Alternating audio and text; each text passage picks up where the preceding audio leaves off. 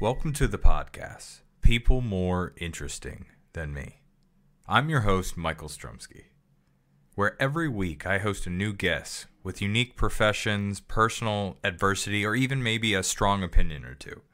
And if you haven't hit the 5 stars review on Apple Podcasts, please hit it now before you forget. Running a podcast is a surprising amount of work, and more reviews converts into a wider range of future guests. Today, we have a remarkable guest who is revolutionizing the way we work. Joining us today is Dale Whelehan, the visionary founder and CEO of 4-Day Week Global. Their mission? To introduce a radical concept that is capturing the attention of businesses and employees worldwide, the 4-Day Workweek. In a world where the traditional 9-to-5 grind seems unyielding, 4-Day Week Global is challenging the status quo and presenting a compelling argument for change. They believe that by reducing the work week to 4 days, or reducing hours, we can unlock a whole new realm of productivity, creativity, and personal fulfillment. We'll hear firsthand from Dale about their company's journey and the challenges they face while implementing this audacious idea across diverse industries and cultures. Enjoy. Hi, Michael. Hey, how's it going? What part of New Zealand are you from? I'm actually from Dublin in Ireland. Oh, okay. Man, Yeah.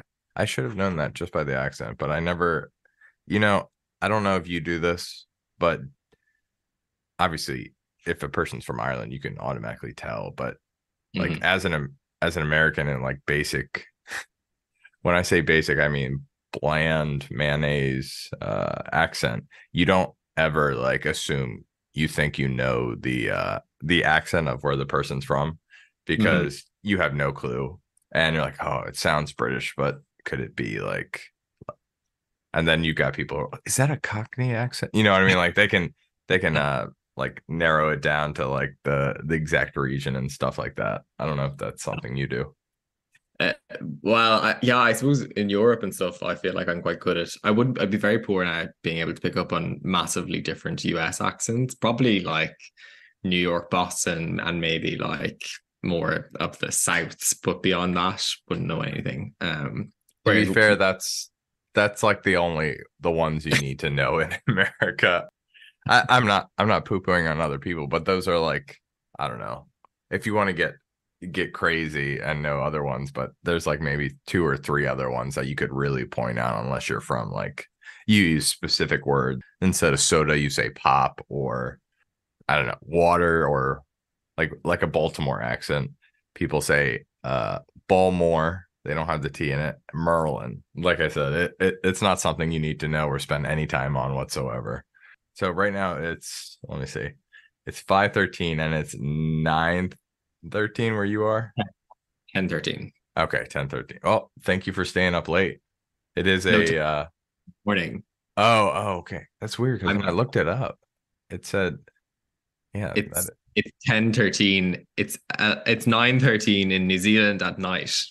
Okay, I got you. Where you got confused. So yeah, yes. Half of my team are now in bed, I hope. Gotcha. So let's dig into it.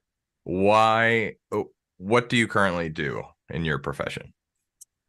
Yeah, so well, first of all, thanks again for having me on. So I am CEO of 4-Day Week Global, and we're a not-for-profit agency based out of Auckland, but have staff members across the globe in 6 different continents. And what we do is run pilot programs across different countries, evaluating the effectiveness of reduced working time on different groups of people and different continents and different countries.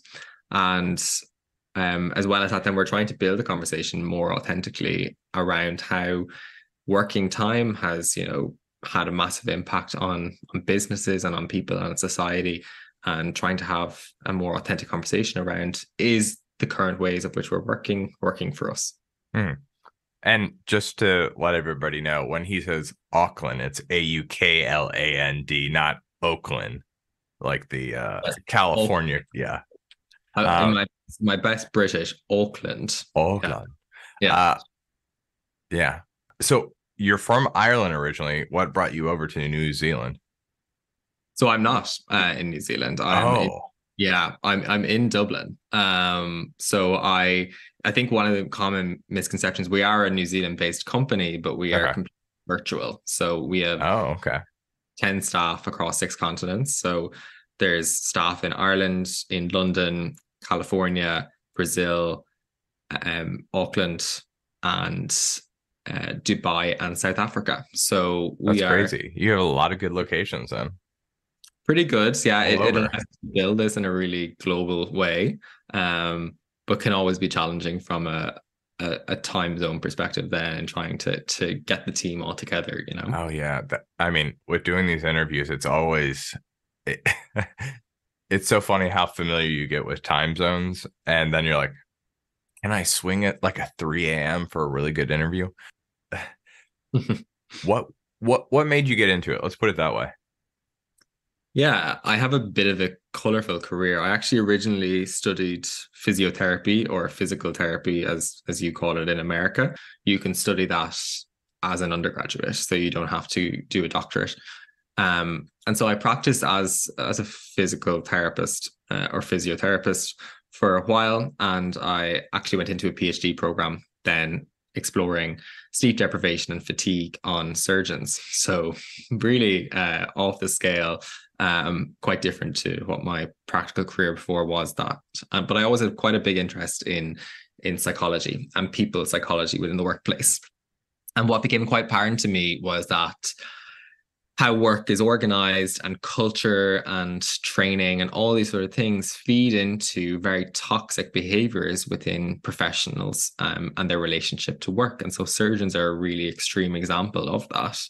You know, the average working hours of surgeons are well and above beyond the majority of the workforce. I think in the US, they're mandated to work a maximum of 80 hours a week. Even the fact that that is considered a regulation, you know, necessity is insane. So I learned a huge amount over those years in my doctorate. And really at the core of it, I realized that actually well-being is what is driving a lot of the behaviors in work. So when people feel happy, you know, they tend to perform well within work. When they don't feel as happy, that's when it creates a ripple effect of incivility and poor culture within workplaces. And what often happens is when you complete a doctorate, no one thinks that you have any job experience. So I made the move to corporate and I worked in human capital consulting in Deloitte then for under 2 years, specializing in culture and behavior change. So I wanted to be able to marry some of the very theoretical background that I had before this into some more practical kind of change consulting. And I got the opportunity, I suppose, to work with public and private sector bodies and understand what drives, you know, their organization's performance and behaviors, but always, you know, wanting to get myself back into a space of focusing on well-being and focusing on real interventions that are going to make a real impact on people's well-being. So I have been volunteering with what was a small campaign at the time in Ireland for a 4-day week and providing some kind of academic support and advice on that campaign. And then a position became available to lead this 4-day week global organization, in which I applied for. And I think between my on the ground and, you know, having worked in healthcare settings to having had a research background to also being a person who consulted with leaders within organizations, I think that's given me a good holistic viewpoint now on how organizations are run. And so 4-day week global then I think complements all those things by bringing them all together in the auspice of reducing working time. So making sure that you're considering all those levels of the organization and how ultimately to make their well-being better.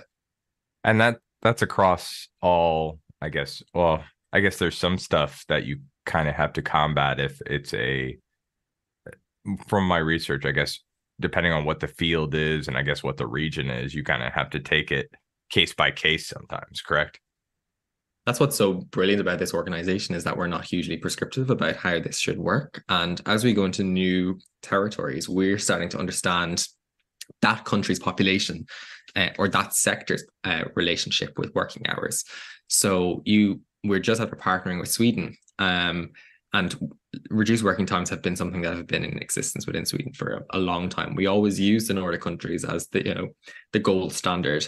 Mm-hmm. And so they're actually much further along in the conversation of saying, well, we want a 4-day week. We work 35 hours. We want to get down now to staff only working Monday to Thursday or Tuesday to Friday.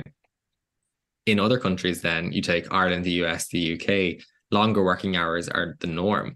So actually, how do you get people maybe from 40 down to 32 will look very differently. So you might reduce working hours across 5 days.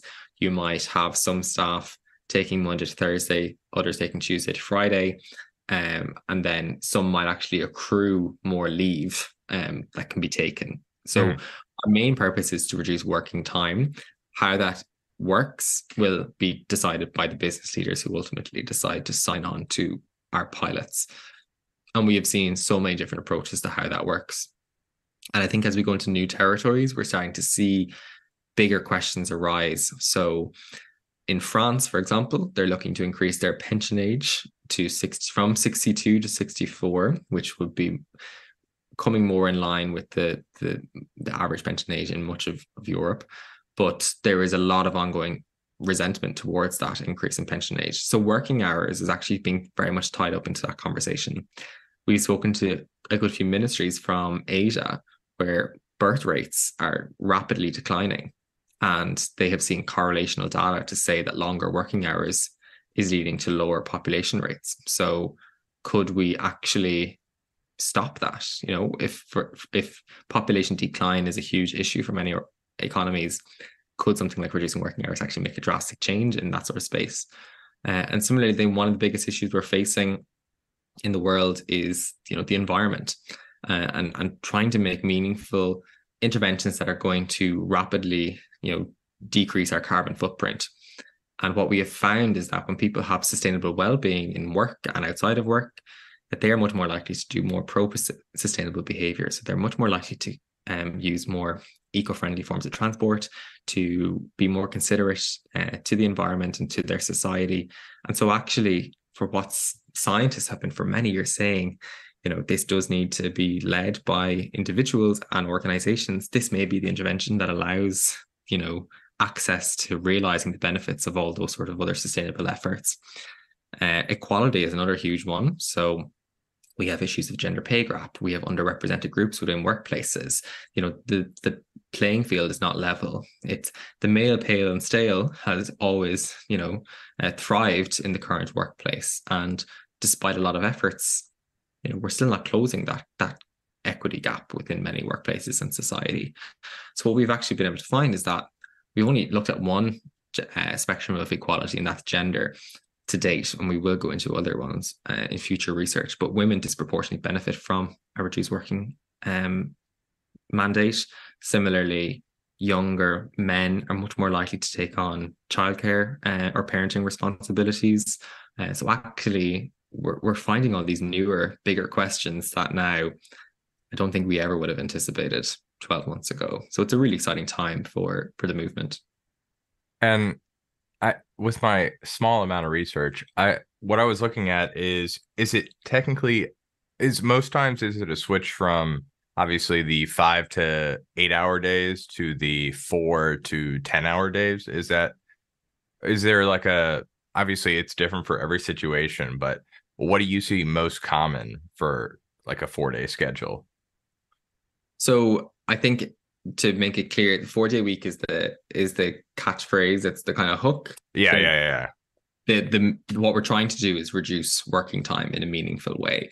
And so we use a principle called 100-80-100, which is 100% pay, 80% time, 100% output. And that allows employees to get some benefit through reduced working time, and guarantees employers a maintenance of, or even improvement of, productivity.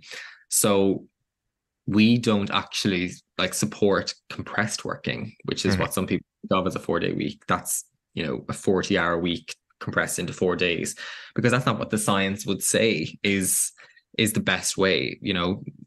Human attention, I think, is between 2.5 to 3 hours in any given day. So you're only getting about that much productivity in any given day. So why spend 7 more hours at work in that given day if it's not going to return any benefits for you? In fact, actually will probably increase your risk of burnout and inability to recharge for the next day. So what we actually do find then, if companies are trying to reduce working time, some will do what you think of as Monday to Thursday, close offices on Friday. That works really well in white collar jobs where you can package work in a deliverable format. And so something that was sent on a Friday is instead sent on a Thursday. And you improve efficiencies all throughout the week to enable that to occur. Other organizations then, if you have a customer facing, approach, or that's an important part of your business model, you will keep the offices open 5 days a week, but you will split your staff. Some do Monday to Thursday, some will do Tuesday to Friday. So there's always someone there to answer customer queries. And then others will, they can't close business on any given day. So they actually will reduce the working time across 5 days. So instead of finishing at 5, they're finishing at 3:30, say, 5 days across the week. And so they're the different methodologies that we're seeing organizations take in order to try and reduce their working hours. Okay. Yeah, that's much better, because what I was reading, I was like, this isn't really switching from like a the models, because in the US, there's a couple companies that I know they do that during the summer, like during the summer months, basically they're off on Fridays and they incorporate it. But I guess depending on the company, like you say, like it's a white collar company, I think it's the fact that I think the summer is the slow time for them, and they're probably in a better situation to do that. For example, when I was at university, I had the opportunity to do a schedule where it was Tuesday, Thursday classes. Like, it was the perfect situation. I thought it was the perfect situation. I went in at like 7 a.m. and then I was done with my classes at 4 p.m.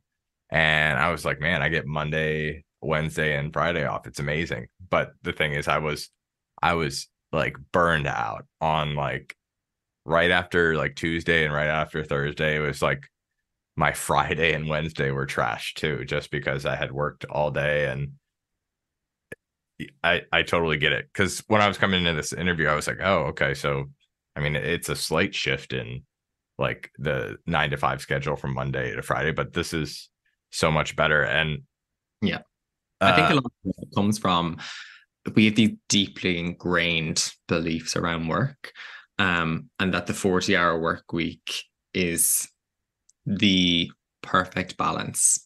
And that's because we've been doing it for 100 years, so therefore it must be right.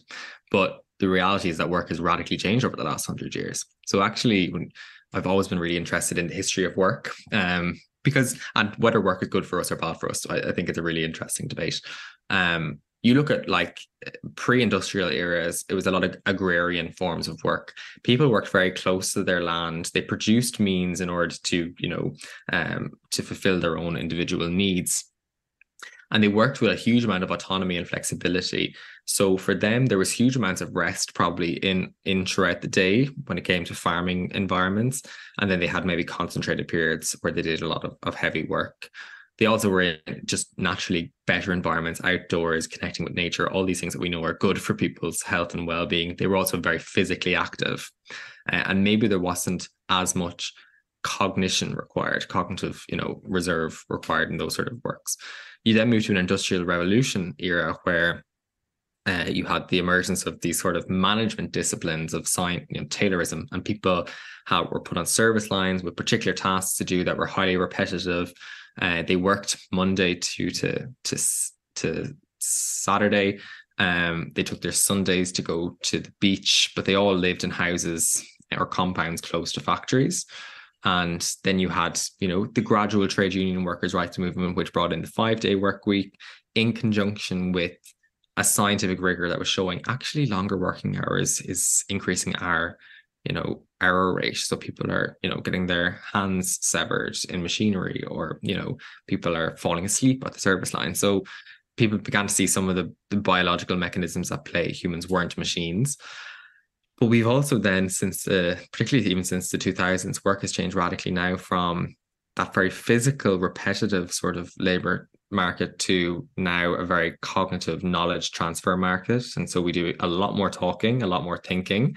and less maybe doing with our hands. So that means we need to adapt um, our work patterns to model off our brain energy, not our physical energy. And our brain energy and our cognitive reserves deplete at a much quicker rate than your physical energy reserves. You feel that one of the strongest factors, I guess, in the last like 10 years, or I mean, you can make the argument 20 years, would be the mental health, I guess, drive that, I mean, I don't know if your parents were like this, but my parents were like, well, we'll put it this way. Their grandparents were the type where they both had six kids, and basically I guess what their thought was, I just need to support the children. Whereas nowadays, um, having going to therapy is like going to, it's not like going to your general practice, but it's like going to like your eye doctor, or going to it's not, people don't wince at it anymore when you're saying you're going to a therapist. Do you feel like that's kind of driven or helped drive the I'm using quotes, 4-day work week? I mean, definitely it has normalized the conversation around well-being in a way that maybe didn't exist 10 years ago. I think, you look at baby boomers, Gen X, they created terms like burnout. They're now coming towards, the end of their careers, and they're realizing a huge amount of regret in their lives. But you also have this emergence of Gen Z who are completely disrupting work. So a lot of the guarantees that previous generations got, the American dream, work hard, you will earn your rewards. That's not guaranteed anymore. In fact, constantly research is showing, definitely in Ireland, research has shown that we're going to be worse off than our parents. We might have better access to healthcare, all those sort of things, but the guarantees of which our parents got don't exist for us to the same extent. So I think as a result of that, you have our generation looking for something different from work. And, generations upon generations have dealt with trauma in their lives and not resolved that trauma. So in many ways, millennials and Gen Zs are the first generation to try and end the cycle. So they are the ones who've gone to therapy, and they're saying, because some of the behaviors of previous generations were just taken as acceptable and for granted, whereas now it's seen as unacceptable and uncivil behavior within workplaces. So it's normal now for people to go to therapy and to resolve any kind of internal conflicts that they have, in order to not allow themselves to present with poor behaviors in work and within society. So I think that's one of the main things that's driving it. And as well as that, then, the emergence of social media and the normalization of conversation around mental health. I think we're still a long way of actually getting to true, authentic conversations around mental health. We have this kind of we're in a transition phase of kind of, it's good to be aware of mental health, good to talk, but then we're not necessarily good at actually supporting people who need help at any given time. And particularly if we move beyond, something that's very superficial, maybe, or not superficial, but transient anxiety or depression, into people who actually have, more long-standing issues with their mental health. We don't treat those people very well within society. So I actually think we still have a long way to go. We're definitely on the right path. And second to that, then, I think COVID was the biggest human experiment in work that we've ever had. So people for many years have been, in an employer-led workplace, taking control, or with little control in their kind of own volitional behaviors. But COVID radically changed that. So people stepped away from that controlled environment and saw what was possible, realized the impact that work was having on the mental health and well-being. And now we're in this kind of post-COVID return to work kind of space. Even that term, return to work, I think can be highly insulting. And I think people are demanding more of work now. And part of that conversation is workplaces have a responsibility to maybe not necessarily improve well-being, but at least not make it worse. Yeah. Do you feel like there is kind of a switch? So the way I think of, there's two type of workers, and obviously I could be completely flawed, but there's people who just punch the clock.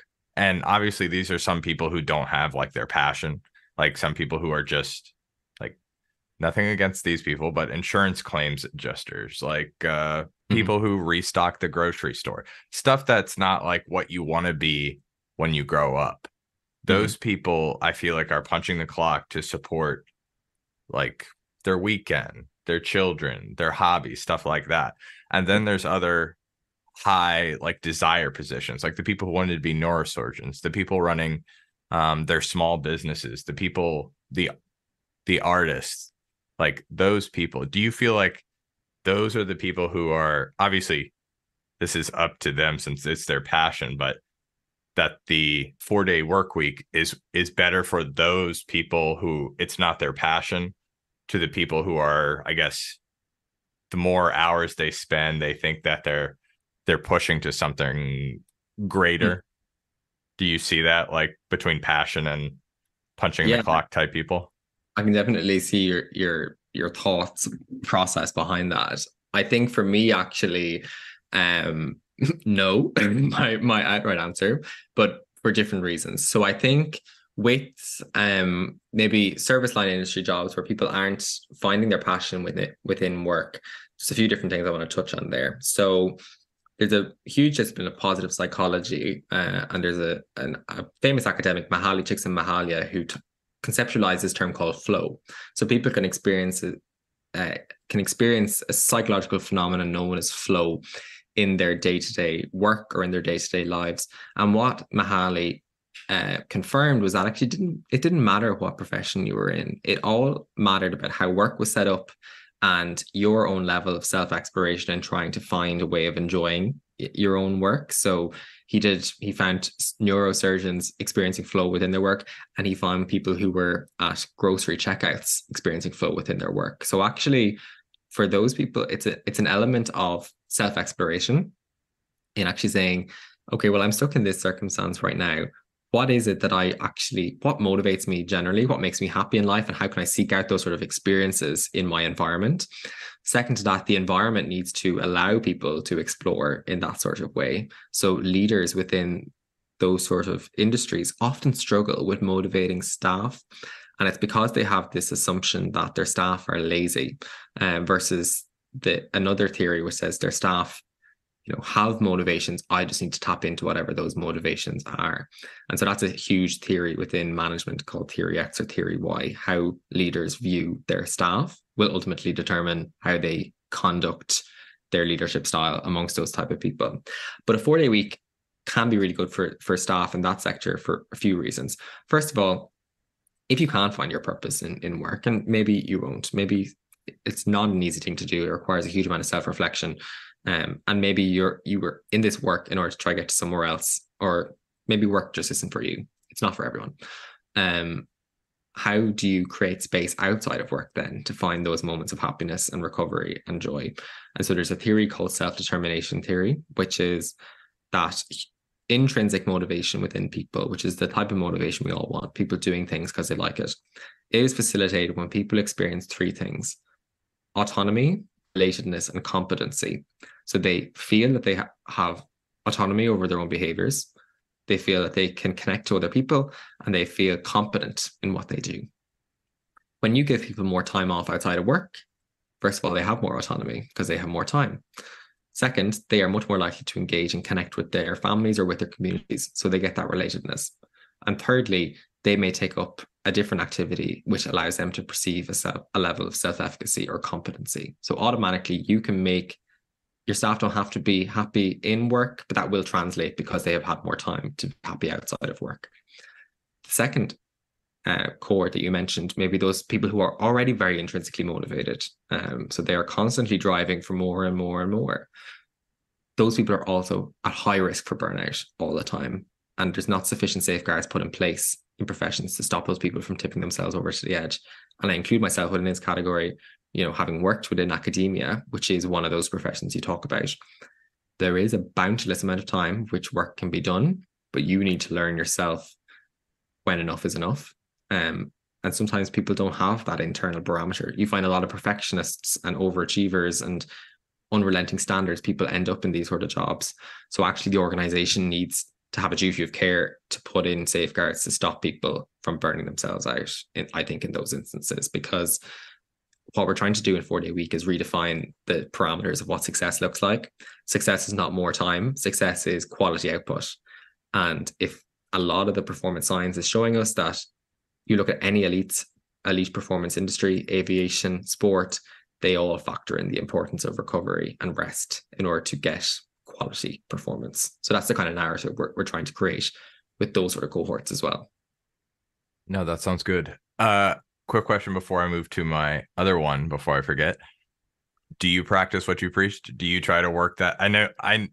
It's funny. I'm like, can he still do that? Like you said, you've got so many places around the world that you're working with. Can you still do that or try to do that?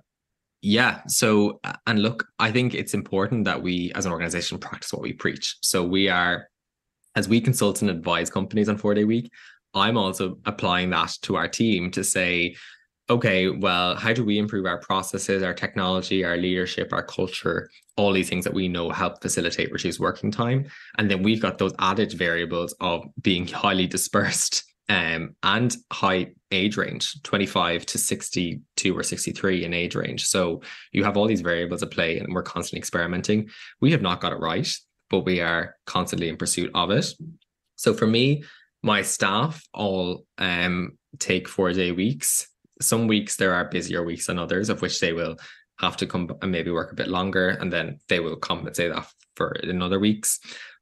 Me personally, then I'm constantly deliberate about reducing my own working time. So if I will decline meetings, I will, offload as much of my work as I possibly can. And so actually 4-day week global stuff I can complete within 4 days because I'm extremely conscious of it. And I only do that because I've gone through the experience in the past of burning out and having to recover from that journey. It just so happened that I also took on a lecturing role in a graduate business school when I joined this organization. They happened both at the same time. So on my 5th day, I wasn't doing 4-day week global stuff, but I actually was creating lecture content and doing lecturing. So for me, that's a passion.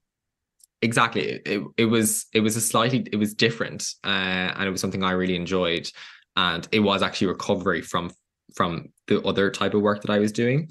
But actually, for the rest of the summer now, the lecturing has finished, and I am being extremely deliberate around no work on Fridays for the foreseeable, because there's no reason for me to do it. I know what I feel like when I don't do it, and I know I'm not performing to the best of my abilities. So yeah, it's a challenge, but it requires active effort constantly.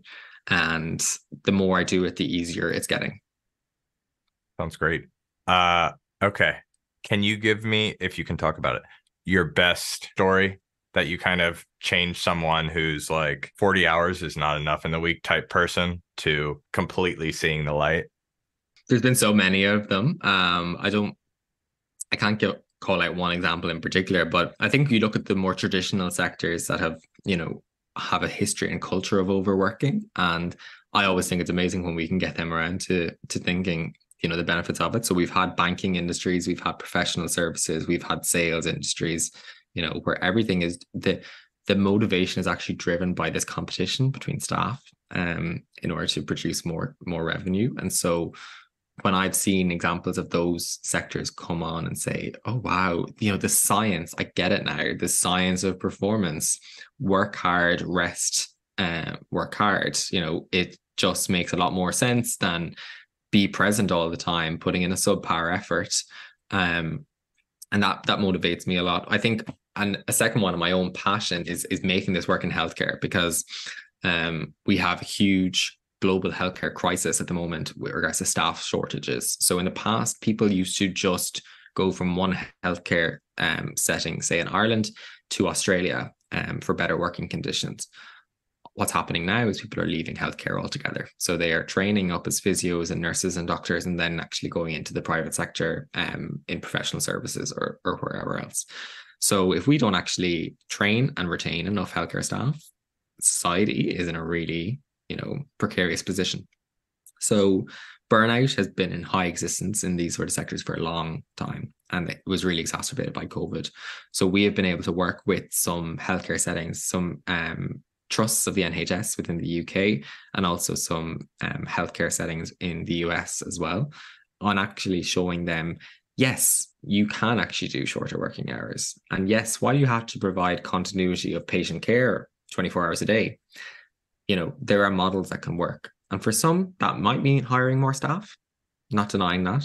But actually, when you look at the macroeconomic costs, you are saving money, because what's happening at the moment is there's not enough staff. Agency staff are having to come in to offset the minimum viable structure. Agency staff cost about 3 or 4 times as much as full-time staff. You would then have huge staff sick leave and absenteeism of current staff, particularly as the number gets lower and lower. Staff are expected to come in more and more. They're getting sick, they're leaving. So actually, I really like healthcare and figuring out how it works in healthcare, because at a very fundamental level, you're like, oh, well, it's going to cost us more. But actually, it's an investment that returns, huge benefits for the organization and its people at the end of the day. Yeah. Because the other thing I would imagine is I work at a company where I have to worry about hiring. I'm not in the hiring process, but it's more like making sure we keep good people. And the fact that if you can make it more enjoyable every week, a big thing is turnover.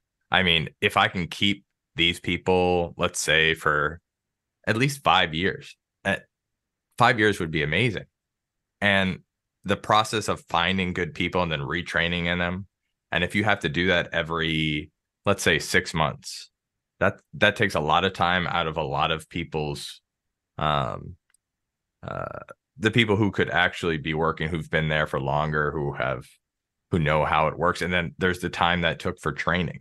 So if you're able to make it like at least a little bit more enjoyable, where people see a place at the company long term, and that they actually care about their workers' kind of mental health, physical health, that they're actually recovering, like you say, it makes a lot more sense. Where let's see how much, this is going to sound bad, let's see how much work we can get out of these people every week and see how long they last. They see them kind of more like you would say burnout, but more like batteries that they have to recharge when they get down to 0, rather than, let's say, 30%, which is how you're supposed to recharge batteries, not when they go all the way down to 100 or 0. But it's that leadership's assumption that people are like machines. Human energy doesn't work in that sort of way. It's not as easy as being able to plug something into a wall and recharging it in 2 hours. When people get to 0 energy, it takes a long time to recover back from that. So it's a much more sustainable way to get people, similar to how an electric car works. You allow it to pause on regular intervals, you conserve energy, and you can get a lot more out of them over a longer period of time. That's a much more scientifically based approach to performance management than the current ways of which we do performance management within work. And that is one of the main reasons why organizations come onto a 4-day week. The findings are becoming more and more irrefutable that retention and talent is one of the key costs for organizations at the moment.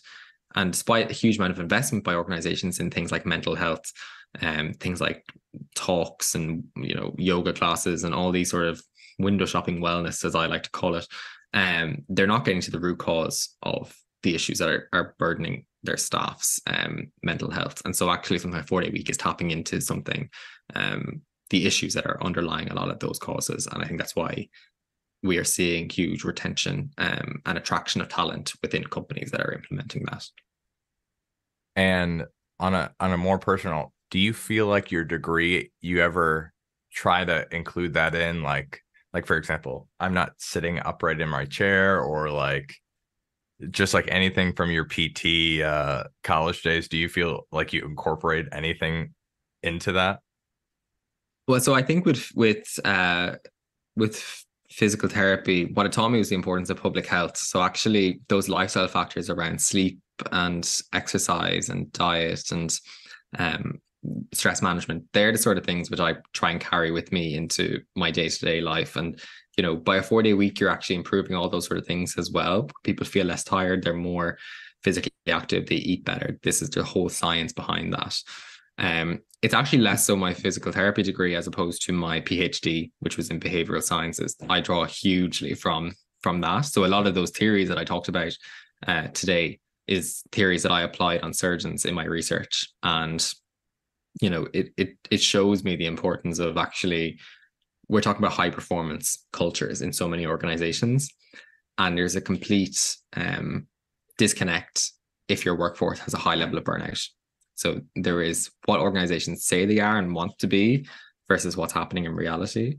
And I'm always looking to try and bridge that gap, So if you want high performance, you can't have high burnout. Okay. And thinking in my view of, let's say, US CEOs, I think the higher up the CEO, and obviously the more layers to it and the greater amount of people they have to worry about, specifically like if they're a public company and they have to worry about, I feel like public companies always have to bend to the shareholders in the end. And do you feel like CEOs who have to worry about that specifically, they're more considering their employees as, like we were talking about, batteries that drain down to zero rather than actual human beings? Do you feel like those are the people that are the hardest to take on the 4-day work week?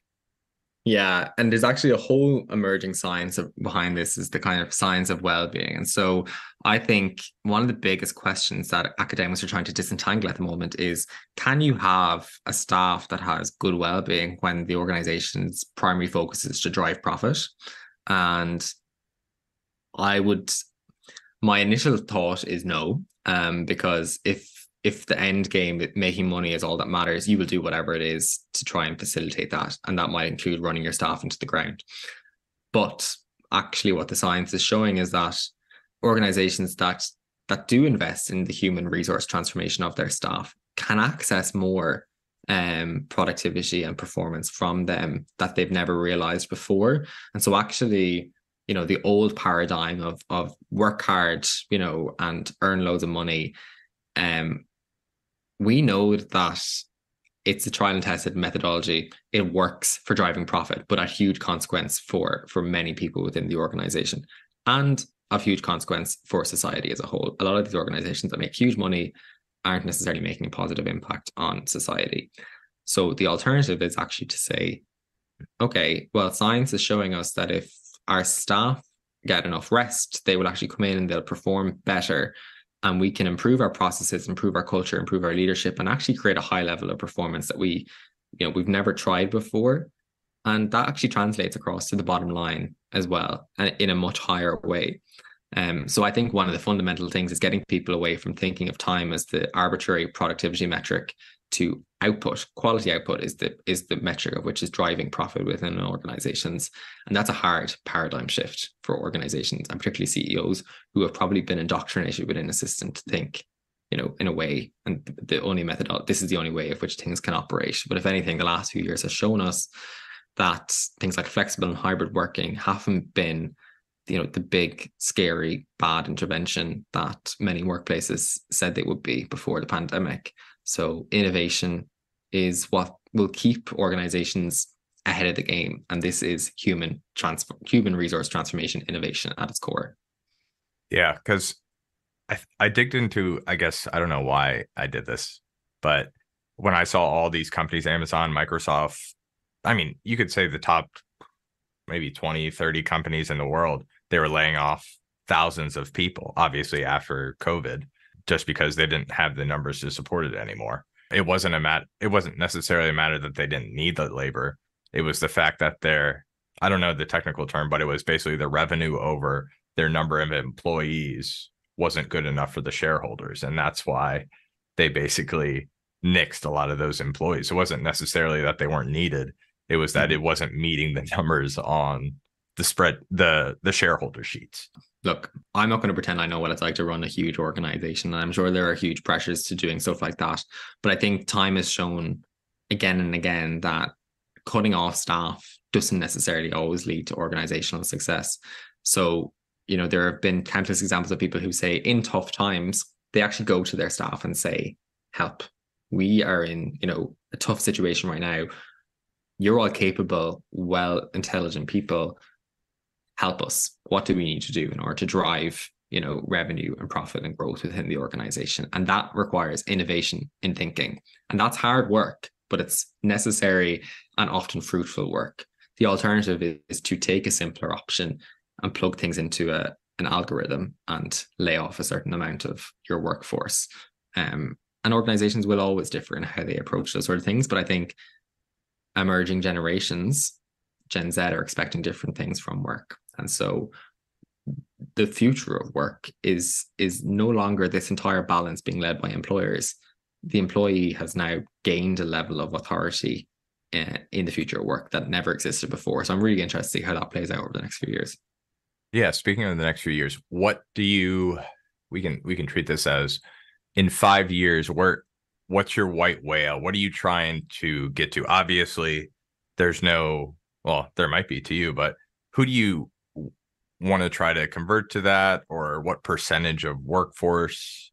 What's your 5-year goal? Let's put it that way. Well, look, I think that's pretty hard to measure on a global scale, but there are a few things that we're looking to try and do. So we have done trial and tested now in a lot of English-speaking wealthy countries. And so I think, we have started that conversation now, and that needs to grow more and more over the next few years. And I think we are seeing governmental interest. I actually met with the Minister for Enterprise in Ireland yesterday. We have, the big four are getting wind and activating this, as potential offerings. So they see a marketplace for this. And you will see large Fortune 500 companies coming out with points of view and versions of a 4-day week in the next 5 years. I can guarantee that.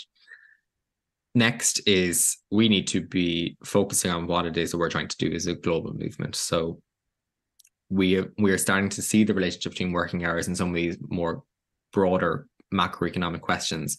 And so we need to be much more deliberate in our pursuit of trying to provide evidence to show that reduced working hours can help with the environment, with equality, with global health, all those sort of things. And how we will do that is going into new jurisdictions. So we have our first pilot in South Africa, we have our first pilot in Brazil, and we'll be going into our first Asian pilot later on this year. And we know that there are cultural nuances and differences in how working time exists within those societies. And what I'm really interested in is eventually getting to a point of where we can be sufficiently self-reliant to have these conversations growing authentically within many countries. And then we can support countries where this conversation is much more in its foundations and supporting local campaigns to drive that conversation. That's great. I hope we get there. So do I. So what is something that your parents did that you'd like to pass on to a next generation? And on the other side of that, what is something that you'd want to do differently or new that your parents wouldn't necessarily have done? Yeah, good question. So I think the first is probably the importance of education. So I was first generation college educated from my family, and I don't come from a wealthy background, but we have in Ireland had a rapidly growing economy, which has allowed people to come from working class to middle class, particularly from the 60s, 70s, and 80s. So I benefited from that. And my parents have been able to invest in me and my sister's education, which allows us to be able to have the opportunities to do what we want to do with our lives. So I think continuously investing in the importance of educating your children is something that I would like to do, but not necessarily just through formal education, but through experiential learning in the world, and building the importance of compassion and understanding and cultural differences between people, because that's what the world needs more of right now is less segregation, more integration. What I would do differently is probably not feed into the narrative that everything needs to be done so quickly in life. So that you must complete this by a certain point and this by a certain point and achieve high marks and do, follow the prototype of what success looks like. Because if anything I've learned over the last few years and with all the amazing people that I've met is that is not the only journey to success. There is many other paths to that. And I would hope that, my kids wouldn't feel that they need to conform to a certain approach that, me and my wife would have done in order for them to feel successful in their own lives. That's great. I like that one. Is there anything you want to promote? Obviously, for 4-day a week, but anything else? No, not really. I think if your listeners, if you're interested in the topic, 4-day week global is our organization. So please do, reach out to us. There's many ways to get involved and engaged, whether it's through your organization trying to apply it, but also we have an advocates network. So if you simply want to be a person who is spreading this conversation, we can equip you with the knowledge and the resources to be able to do that. Secondly, I suppose is we do need to just get away from this tokenistic conversation around well-being, because I think it's becoming increasingly toxic within society. So there are few and far between talking about well-being in an authentic proper manner. And I think the more of us that can do that, the better we all will benefit, both within work and outside of work. Yeah. What I've seen is I work in a company where we deal with stuff that's not really tangible and you can't really see it. So it's hard to explain to clients and other people how you're actually protecting stuff. So I completely understand how you're trying to get across even a non-short-term goal of mental stability, physical health, that it's something that you can't, I guess you can actually see, because like maybe your workers in 2 months, they're actually happy to come to work. They're well rested. They're even better. They're making more of whatever you guys do at the factory. It's something that you guys can actually see, but they just need a little bit of what's that called? A little bit of faith. I was trying to remember what they say in the Spider-Man movie. A little bit of hope as well. I think it is a huge challenge for leaders to embark on a journey like this. But I think what needs to happen is a realization that if your workforce are not feeling good at the moment, that's not good for your organization either. So actually doing something about that and investing in an intervention that has an evidence base behind that is worthwhile. And just because it might not be the most standard thing across society to do at the moment doesn't mean you shouldn't try it. Fortune favors the brave. And I think that's what a lot of these front running companies who are trialing a 4-day week are consistently saying to us. So if you're always interested, as well as leaders, we do have a huge network of leaders who have done this before, and putting you in touch with them is something that we can always facilitate as well. Yeah, that sounds great. Well, thank you very much for being on the show and basically enlightened me. I learned a lot more than I anticipated. Thank you, Michael. Thank you so much for having me. Yeah. If you like this week's episode of People More Interesting Than Me, please follow me on Apple Podcasts so you won't miss out on more episodes like these.